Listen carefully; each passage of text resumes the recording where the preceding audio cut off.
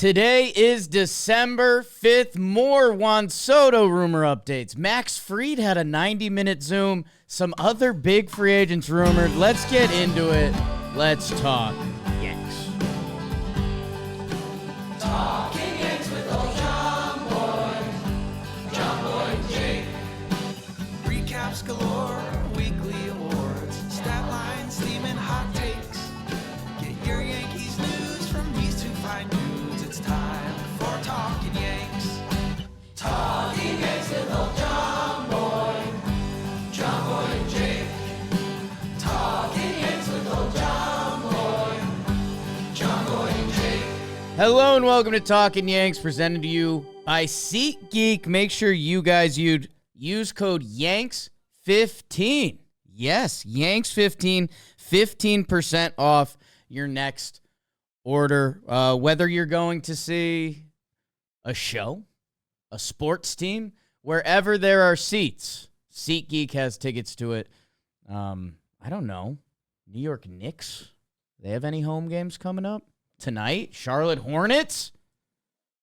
My buddy Tim trying to get me to go. I see you, Tim. And get your Tim tickets from SeatGeek. Code YANKS15. 15% off. An interesting episode today. Jimmy's in Australia. Missing as far as I know. No, he's posting nice updates on his story. It looked like they went to a zoo. I saw something. They saw some animals. I guess I don't know for sure it was a zoo. That just might be what Australia is. I have no idea. Joe's McFly. Sick. Very sick. Send your well wishes to Joe's McFly. So, it is myself, King BBD. Jolly Olive's in the room right now. I guess if we need a random Mets update. I don't know. It feels like a chaotic. Oh, my God. He's just trying to edit. Don't turn his mic on. Do not do that. And he might be panicked because it seems like the Yankees are going to sign Juan Soto, so the Mets are out. No, there was some actual Juan Soto news and updates that we can walk you through the week as we're sifting through this, and it looks like we're getting close to a finish line. A lot of people are optimistic it's happening before winter meetings. In my head, it feels like they've laid out a timeline for winter meetings. So we'll walk through that. And then Max Fried, 90-minute Zoom. Corbin Burns, there were some rumors there, but it's kind of listed as like a backup plan, which was Jimmy's alternate Soto plan, was kind of go get Corbin Burns and make your rotation that way. And some other rumors around the league and how they affect the Yankees. Tommy Kahnle wants to come back. So Mutual interest. Okay, let's bang some change-ups. Let's do some Juan Soto because over the last 2 weeks now on this sheet, BBD, it looks like, the Red Sox stuff, which Yankee fans haven't fully, I'll be honest, Joe's McFly, Dan Rourke, Jimmy, BBD, Max Manis. We got a lot of Yankee fans in this office. No one's taking the Red Sox rumor seriously, and that's either going to bite us in the butt and we'll be as sad as we were during Game 5. But it just feels like, I don't know, if there's a free agent that's looking like he's going to be with the New York Yankees, you would start rumors about the Boston Red Sox. Yes, I'll giving like the most credit I can, and this is me continuing to not take it all that seriously, so that's a built-in caveat. But like I have it as in my head, 90% one of the New York teams, 10% other, and the Red Sox are like 9 of that 10%. So last that's Tuesday, the nicest I can be to them right now. John Heyman, Red Sox are increasingly seemingly like a legitimate contender for Soto. Sure. John Heyman the next day, the Yankees up their initial offer for Soto. Great. Thursday, Jeff Passan shot down a Twitter rumor. That's right, the Thanksgiving Boston Tea Party of Juan Soto. Blanking on the guy's name. He's a guy that in Boston Twitter world had broken some things before in other sports, so he was saying that it was signed, agreed to, done on Thanksgiving. Turned out it was not. Jeff Passan shot that down. On Friday, and this is the true sign of where we are in the baseball offseason, Celsius, the energy drink, they replied to the Juan Soto Celsius ad by saying, hearing there's a momentum shift to the Bronx. Okay, so let's pause there for a second. If you're someone that just likes watching the Yankees play baseball, and you're like, what are we currently talking about? Know that we're with you in spirit. But this is where we're at. And if you're about that action, you actually might like what's going on in our warehouse games. Check out this Blitzball Battle 5 preview. We are getting ready as the postseason continues inside the warehouse walls. Blitzball Battle 5. We've got two-time champion Forgotten Rotten, the 2 seed, taking on the 8 seed in hook line sinkers. We saw a very good hook line in the last game. Well, let's say very good Drew Davis with Trevor Plouffe. The bat has kind of gone missing, if I'm honest. I think it's time we see him show up. It's still hard for me to pick against Forgotten Rotten in this game. I don't know how much Old Man Dan's arm can stand up to it. Trevor's going to figure it out at the plate. We know he can pitch. Shelfie's been solid this tournament. It's Forgotten Rotten for me, guys. I also think that the amount of games is going to be either a positive or a negative. I'm not sure yet. I'm picking hook line. I've got Forgotten Rotten. I think Trevor Plouffe is pissed and embarrassed. In the batter's box, where he allegedly played for 8 seasons in the major leagues. Allegedly. That's where he made his money. Trevor Plouffe, live up to your own bravado. We will see you later today. Blitzball Battle 5 inside the warehouse. All right, go check that out. Subscribe to our Warehouse Games channel. I think me and Jimmy, Team Baggage, is coming up soon. Check that out. Saturday, Randy Miller said he's hearing the Yankees will probably top out at the $550 million range, which brought out Clint Frazier because him and Randy Miller are just perennial, like lifelong enemies at this point. Blood feud. It really is. So that was pretty wild to see. And Randy Miller doesn't have the best history with some of these reports. I think the other thing, at certain times in life, you just have to start using logic. Welcome to life advice. Myself and BBD. Like, let's say that was in some version of true, that the Yankees were like, yeah, $550 million, whatever. If Juan Soto said, hey, $575 million, or I'm going to the Mets, or I'm going to the Red Sox, you don't think the Yankees would add another $25 million to keep Juan Soto? Like, that's just... When we're in that range. That's Malari. That's nothing.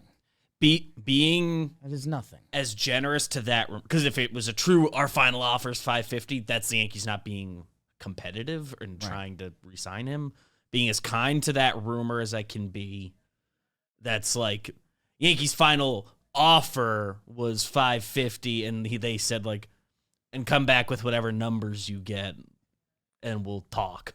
Right. It's like literally their last offer is going to be that, but it's negotiating stuff. So, minutia. Sunday, quiet. No rumor. That's good. Monday, Andy Martino said the widespread belief is the Toronto Blue Jays will make the highest offer. Okay. And I will say this, the Toronto Blue Jays, people aren't sure what they are going to do with the Toronto Blue Jays. Vladdy is on the last year of his deal. It seems like they very much want to sign him. Bo Bichette is coming up on his last year as a Toronto Blue Jay. They still have talent on that squad, but last year ended poorly. And Toronto does have money. Toronto fans, if you talk to any of them, they will be the first to let you know they have a good TV deal. Everyone in Canada watches the Blue Jays. They have gone out and they've paid free agents and given the highest bid. There is a little bit of a Toronto tax because you do have to live in like a different country. Like that's a thing. The taxes are high up there also. That Toronto has always been rumored in on some of the big free agents. They've landed some of the medium big free agents. I mean, George Springer when he was a free agent. Hyun-Jin Ryu, I remember that was a whole deal. They may offer Juan Soto the most money. it's really hard to imagine Juan Soto signing with the Toronto Blue Jays for a lot of reasons. The team's direction seems up in the air. Toronto isn't the greatest free agent destination. So, hey, they may be the team that offers Juan Soto the most money. The legitimacy of Juan Soto wanting to sign with the Toronto Blue Jays. Again, I'm sitting here. I'm Jake Storiella. I'm wearing a Yankees hat. I have a Derek Jeter height chart behind me. I just said the Red Sox rumors don't seem true. I just said the Blue Jays rumors don't seem true. All of this could horribly bite us in the butt. we could be here in a week in winter meetings and be, oh my God. And now we're in a compilation. Right. And now people are clipping this and getting their jollies off, if you will. I guess for me, that's a bad joke.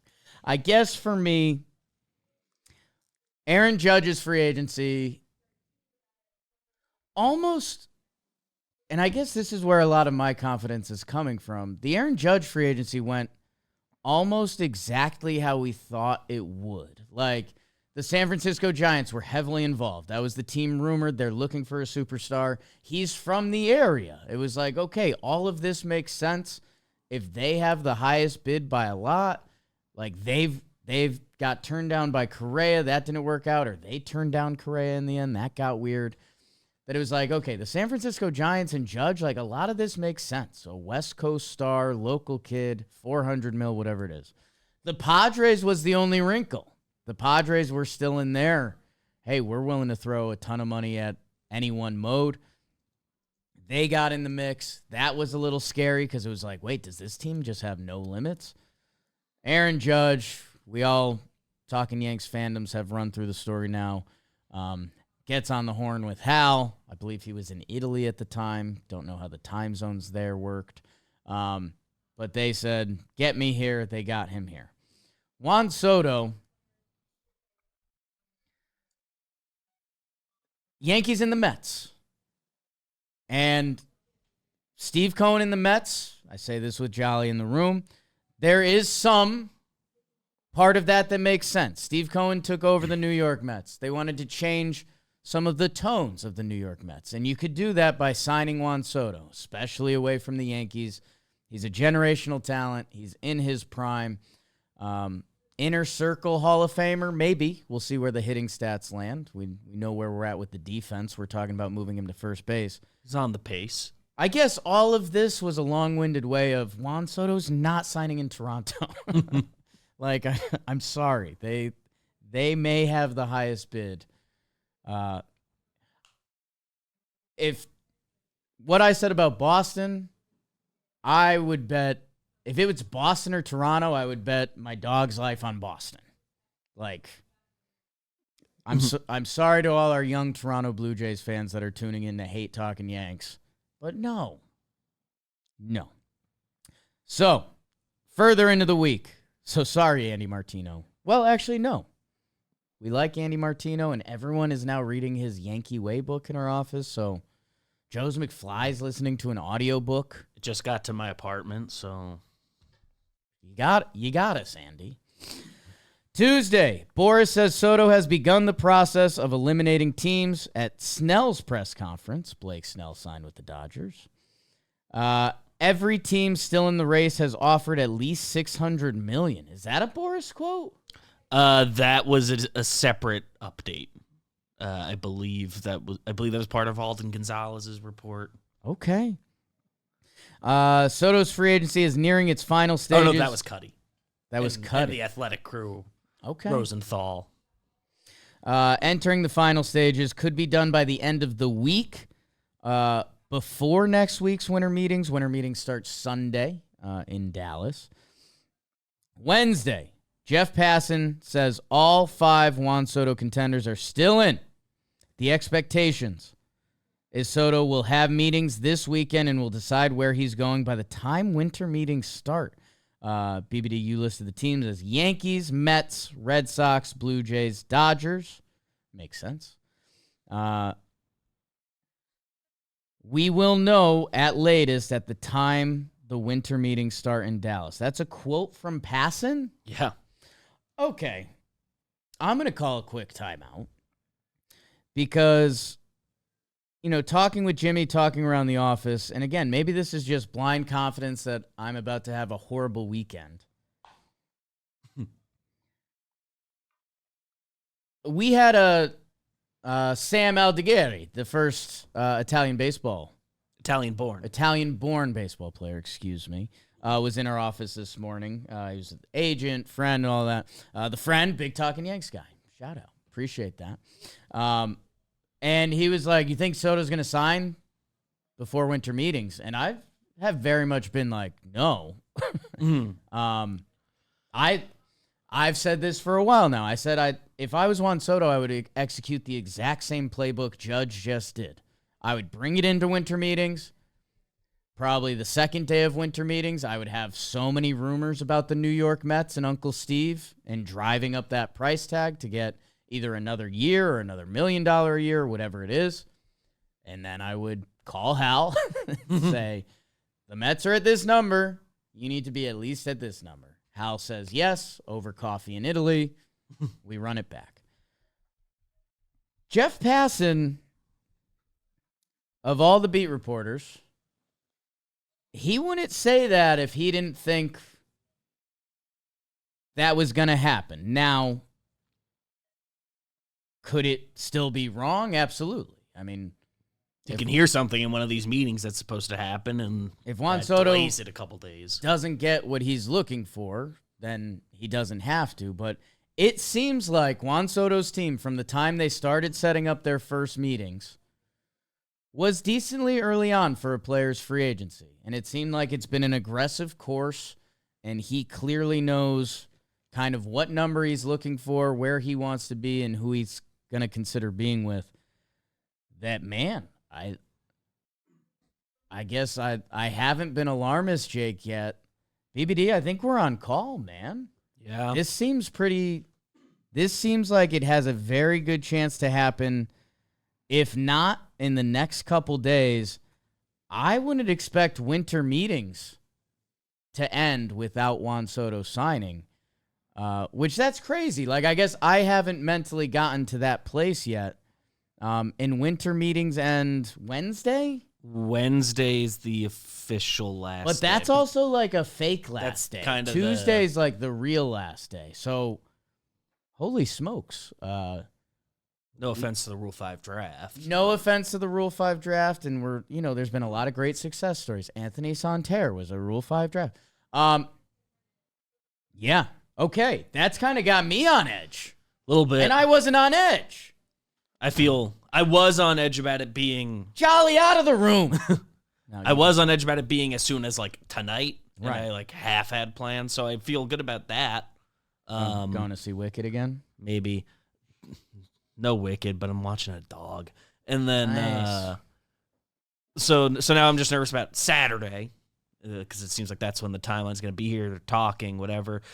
Could definitely see it being a situation where, all right, one last meeting between now and Saturday, get it down to 2, and then one last meeting and figure it out first day of winter meetings, which would blow up Jeff Passan's timeline. But you're this close. Maybe they do say, well, all right, we're going to be in person in a day. Yeah, I mean, hey, Either way, we're on call. If all of this is true to the course, a little credit to Juan Soto. Players get to dictate how their free agency goes, and it seems like he wants to get it done and over with. I will walk that back a little bit because, if I knew I was getting every offer's at $600 million, I would be pretty okay getting it done with. But man, that's going to be massive for the Yankees and whatever work they need to do this offseason, because if you've been listening, if they don't get Juan Soto, there's so many different directions you can go with this team. Some are good, and we talked ourselves into, but it's obviously you'd be missing a generational Hall of Famer in the middle of the lineup that has sent us down a few different paths. So I think the last thing with Soto that, again, this doesn't happen, or hearing this should be maybe the most positive thing I say. The Yankees believe,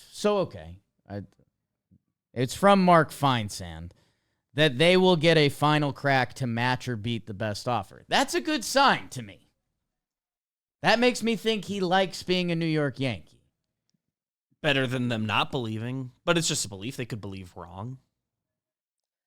So, doesn't sound like they've been promised that caveat, but we're on call this weekend. I got to cancel all my appointments. I was going to go see Wicked Saturday early afternoon. I don't know. Me and Jess will figure that out. Let's talk about some of these other rumors that are becoming more important with or without Juan Soto. Notice how the days are shorter, but your to-do lists aren't. Power through your busy days with Factor's no prep, no mess meals. Don't let the shorter days slow you down. Stay energized with America's #1 ready-to-eat meal delivery service. Factor lets you do you. They've got a ton of stuff on the menu. It's actually been huge at our office. They send us the Factor meals. We're on the go, and they're on the go. You basically need 2 minutes. It comes. You eat it. Bang. Factor. Head to factormeals.com/50Yanks. Use code 50Yanks to get 50% off your first box plus free shipping. That's code 50Yanks at factormeals.com/50Yanks. 50% off your first box plus free shipping while your subscription is active.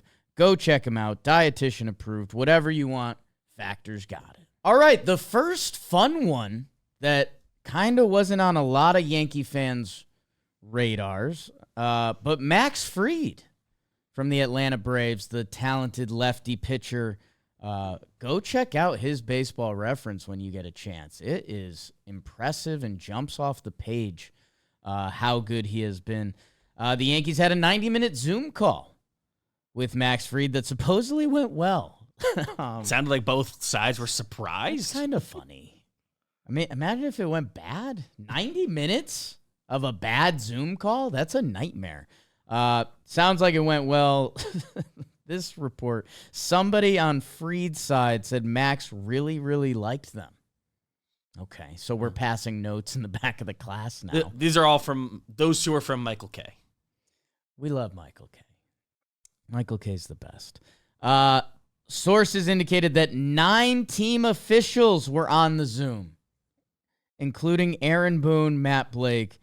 BBD, note somewhere, I want more on this. The next time we talk to Boone, these spring meetings. Training, I don't know, but were they all in the same Zoom shot? No.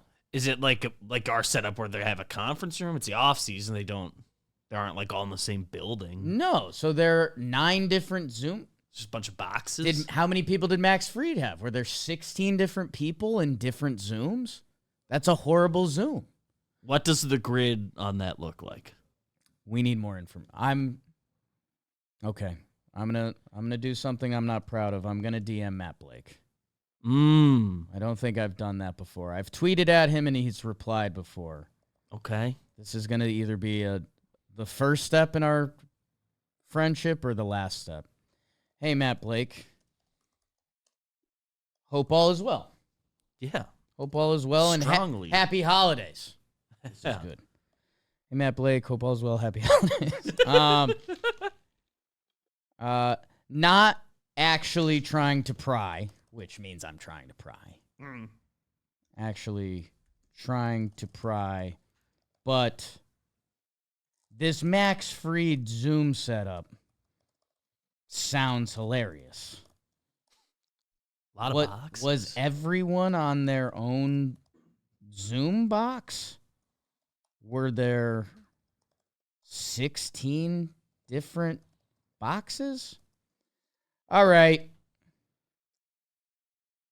Thanks, man. Thanks, Matt Blake. See you soon. If he replies to that, I just don't know. I Hey, wouldn't reply to that. he likes us. He likes us, and I think he'll enjoy the humor in that. But I don't know. It's one of those things. So when we've been doing our Yankees off-season exercises, if the Yankees do sign Juan Soto, we think that's going to be around 45, 46, 47 a year, something like that. Their stated goal has been to beat Ohtani's 46 and change per year number, so 47 plus. So if it's 47, that leaves the Yankees remaining capital. Nice term, Jake. They have $80 million, so that gets us to what? 33 million left approximately. And we've talked about doing a Marcus Stroman potential trade to get his $18 million off the books. Yeah. Max Fried is going to be looking low 30 millions. I'm guessing. Maybe a little more, maybe a little less. I don't know. Looking at the Yanks plan sheet from previous setup, from previous episodes, I believe the number's just under 34 million after factoring in 47 mil for Soto. So Fried, I expect to get just about all of that number. That's without any additional money out moves. So yeah, the interesting side of this is like, okay, are these with Soto or without Soto? Because the Corbin Burns part of this is more or less sounds like a backup plan if Juan Soto does not happen. And that's kind of Willy Adames, too. Mark Feinsand said the Yankees expressed interest in Willy Adames. Willy Adames has been open about playing third base. We talked about this a little bit. There's a chance Willy Adames is a better shortstop than Anthony Volpe, so that's a whole can of worms that I'd rather not go down that path. Willy Adames is a really good baseball player. Was he 30-30 last year? I know he was darn close. In the neighborhood. 32 homers, 21 stolen bases, 794 OPS, 21 and a half career WAR. He's a very good ball player. A lot of that does come from being a shortstop. Shortstops do move to third base. It's just how much of that bat will continue to carry for him. And I guess let's say Juan Soto signs with the Yankees. Yep. Round of applause, 47 million. Let's say the Max Fried stuff is true and it's part of Juan Soto, and that basically clears what we consider to be the rest of their financials for this season. Now, we talked about a Marcus Stroman potential trade dump, and maybe that happens. And with some of the contracts that pitchers are getting, again, being a trade dump is very dramatic. Like 1 year, $18 million for Marcus Stroman is a usable asset. Seeing some of the free agent prices that have come out, I mean, I originally was saying he would probably be a 1 year, 12 mil guy. It's looking like he'd be a 1 year, like 15, 16 mil guy. So you're getting towards what his value would be. Matthew Boyd, Frankie Montas, and the contracts they've gotten. And we're happy for Frankie Montas. We're happy for Frankie Montas. We are. We wish him luck. Let's go, Mets. that was a little toxic, and I'm sorry. That's not what the holiday season is about. But that video is one of the craziest videos that's ever been posted on the internet. You can talk about that. It cursed an entire season. Yeah, it really did right set that before the season 2023 up for... season started. It cursed the That's entire one of the season. craziest videos I've ever seen. As soon as I saw it, I was like, we're doomed. Yeah. I believe he says, I know the season doesn't really start until the home opener. in good old fashion. I can't. We're done. That's done. Let's say in this dream world, Juan Soto signs with the Yankees, Max Fried signs with the Yankees. Now we're really in Talkin' Yanks off-season mode, baby. Awesome. But the Yankees, even if there is a Stroman move or whatever it is, their hands are tied that Jason Dominguez would be a starting outfielder for this team, and that may be part of the Yankees' plans. Let's see. Might be part of your plan anyway, listening to this. You want that. Caleb Durbin, come on down, fighting with Oswaldo for playing time. First base really wouldn't have a solution. It would be Ben Rice and DJ. So, if you have eyes for Soto, and everyone should have eyes for Soto, and you have eyes for Max Fried, and you should have eyes for Max Fried. He's very, very good. Know that the Yankees would have the high-end talent to go toe-to-toe with pretty much everyone, the Dodgers. But, man, that team would have some depth concerns that we would be so excited about. You have Juan Soto and you have Max Fried. Your rotation would be Cole, Rodon, Fried, Heel, Schmidt. Yeah. Stroman and Nestor as bonus pieces. That, again, there would be more work to be done, and if you're at home, you're saying, okay, we'll trade Stroman for a first baseman, and maybe that would happen. A lot of people like Nathaniel Lowe. I don't know if the Texas Rangers want to trade him. And yeah, if you're bringing in that caliber of high-end talent, you're going to bank on that, and you're going to believe in that. But it would make the rest of there would be a Talkin' Yanks episode where Jimmy gets back from Australia, where me, him, and BBD look at each other and are like, so what else? Or are we really going to bank on youth and Matt Blake's pitching masterclass, which he deserves? I'm going to go check my DMs. He hasn't seen it yet. It's whatever. It would be really cool, but it would put the Yankees in a weird, like, what else can we do spot. But if we're trying to keep up with the Joneses, and those are currently the Dodgers, who beat us in the World Series, then yeah. I don't know. Interested to see when the Juan Soto news cracks. When the Juan Soto news cracks, is Max Fried still in play? Is Corbin Burns still in play? Is Willy Adames still in play? Or are those, like we laid out, just backup plans? Because it's probably just backup plans.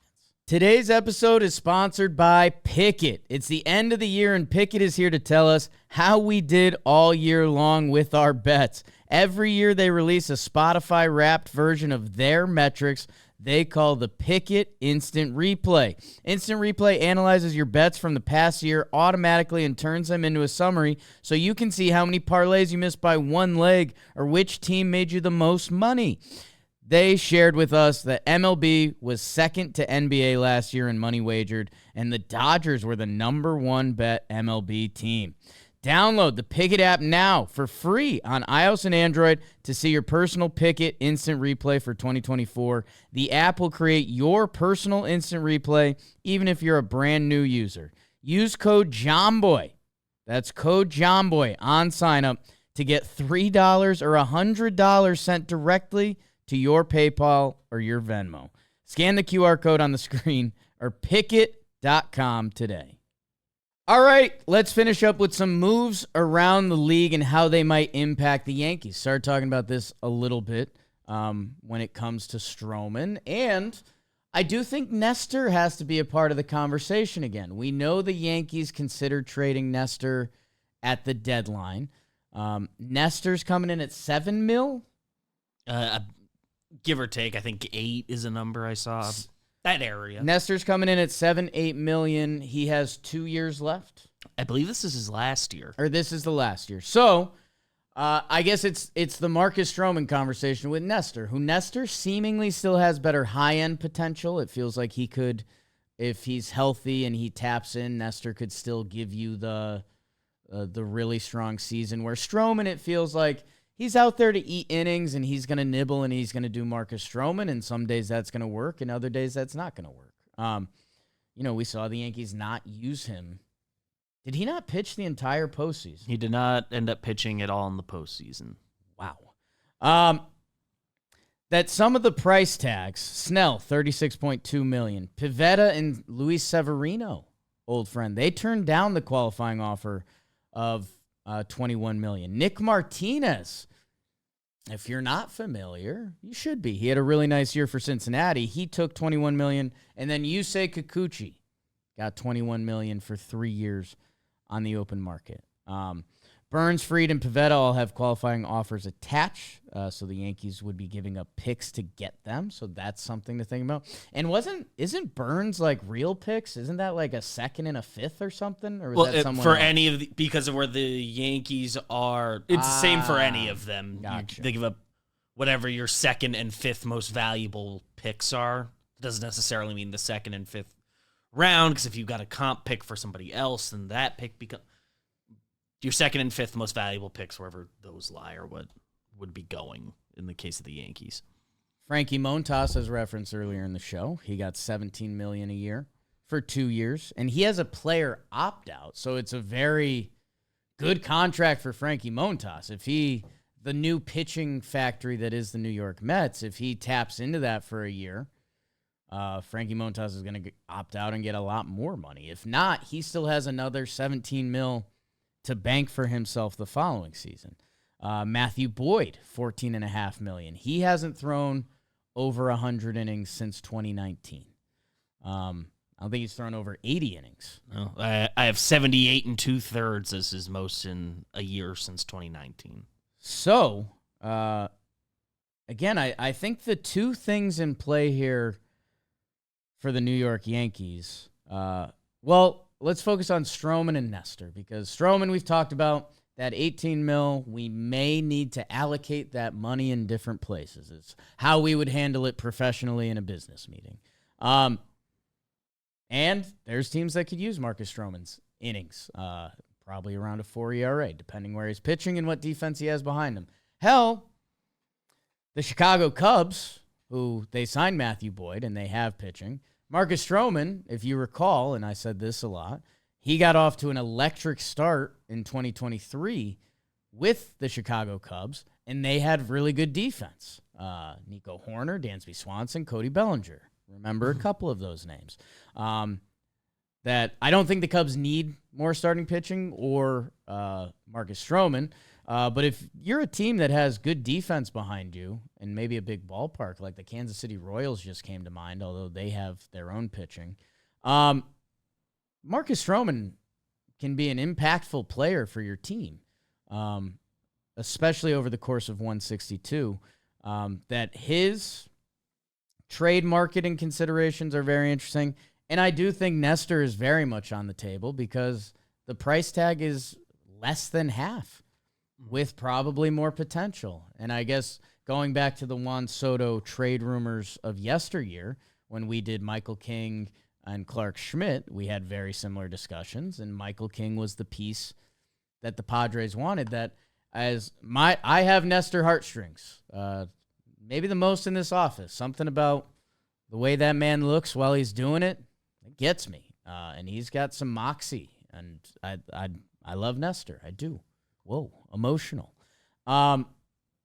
If the right trade is out there and Marcus Stroman comes in as your sixth starter for next year as a potential swingman / there's going to be an injury, and Nestor can help, whether it's a need at first base or whether it's a true center fielder or something like that, that has to be on the table. And it is. It's and like we just alluded to, a year ago we talked about going into that offseason, the Yankees didn't need a starting pitcher or whatever. They had depth at the position, and when you have an area that's as deep as that, and they have that again this year, that might be where you deal from to make a trade. So, especially when at least the consensus is they don't have high-end prospect capital that teams are dying for. Yeah, one of their starting pitchers, Nestor, Stroman, slightly less likely a Clark, have to be on the table. Clark's interesting because where's his value at? Less chatter around him, but should very much be part of the conversation. Right, if that's, the Cubs, who I just mentioned, Nico Horner and Cody Bellinger, if the Cubs did if the Cubs were interested in Nestor Stroman or Clark Schmidt, and if you're the Yankees and you can get Belly, and we've talked about the potential of Cody Bellinger, the ability to play first base, the ability to play the outfield, athletic, lefty, swing should play at the stadium, all the good stuff, and the price tag shouldn't be too expensive because, like we mentioned, he is getting paid $25.2 million a year. But reminder, the Stroman money doesn't equal that. So if you have Max Fried dreams, those might be out the door. But if the Yankees, because the Cubs have a second base prospect that if Nico Horner, Cody Bellinger, I mean, we've talked about a lot of the different paths this offseason could go.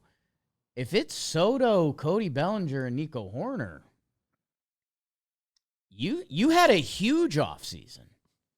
That's, I mean, 3 Cody's got an everyday MVP. players. Cody's got an MVP in the bag. Nico Horner's a Gold Glover and kind of like what we've been looking for at second base: contact, defense.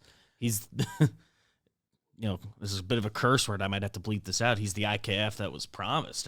Good at defense and hits above average. We're gonna bleep. We're gonna bleep that out. We'll bleep that out in post.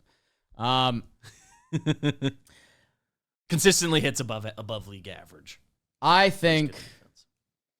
Well, there's one other thing. Hey, Kyle Higashioka got 2 years, $13.5 million from the Texas Rangers.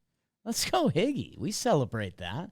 A famed Talkin' Yank guest. Reminder to go check out his interview on Talkin' Yanks from 2020, right before COVID. I believe he's outside the RV interview. So if you just want to see a totally different world, go check that out. And it's a reminder, we talked about a lot about Trevino and, where the Yankees going to keep him. He's expected to get $3.4 million in arbitration. Higgy got $6.75. So as 2 years, as we're rounding out our bullpens and, allocation of money, I don't know if that's the right words. And that leads us to Tommy Kahnle wanting to come back. There's mutual interest, a healthy market for Kahnle and Tim Hill. A couple guys that we've considered for our offseason plans. Kahnle's interesting to me. He is going to be... He turns 36 next August. It's always older than you think. His regular season was pretty incredible. I mean, 50 games, a 2.11 ERA, just over a strikeout per inning. His playoffs were great, too. The first 8 games he pitched were scoreless. It ended on a slightly sour note. Mm-hmm. It did. Which I, unfortunately, and again, I know Houston was doing illegal stuff, but that is how 2017 ended. That, I don't know, 2 years. Again, Tommy Kahnle does not get blamed for Game 5 of the World Series, or really 2017 because of everything else going on there. So again, he was good during. So maybe I just need to watch that whole thing. That if Tommy Kahnle is back for the Yankees, that's a guy we're comfortable pitching 8th innings, 7th innings, and even a couple nights along the way. Nobody's going to be upset. I would just be a little surprised, I guess, if the Yankees are willing to invest money in the bullpen because Matt Blake has been so good at turning guys around. I would want it to be a little bit more of a true high-end, I believe this guy could be our closer. Considering that Clay Holmes is gone, and the way they talked about Clay Holmes means they believed they had a 9th inning closer on their hand. I know Luke Weavedog has stepped up, but Kahnle and Clay Holmes, I mean, that's... For a lot of this year, that was the 8-9 a lot of back formula. end. That was a lot of back end. So I'm very interested to see how they approach the back end of the bullpen this offseason. And I wonder how much of all of it is affected by Juan Soto. And I think we're going to get some news soon. Winter meetings has come. I mean, for Talkin' Yanks listeners, we're not planning until next Tuesday. I would, even if the news doesn't happen, I would guess we do an episode before Tuesday. So that's good news for you guys. And us. I'm jazzed up. I didn't realize I was on call. Glenda, you might have to wait, girl. I'll probably still go see it. I'm excited for it. Everyone says great things. You saw it? No, I saw it. I liked it. We can't end with another like wicked musicals. review. Tap in. Tell him, Grandma. Go Yankees. Tap in. I know that from Only Murders in the Building, but that's like a new thing kids are actually saying. People say right? tap in.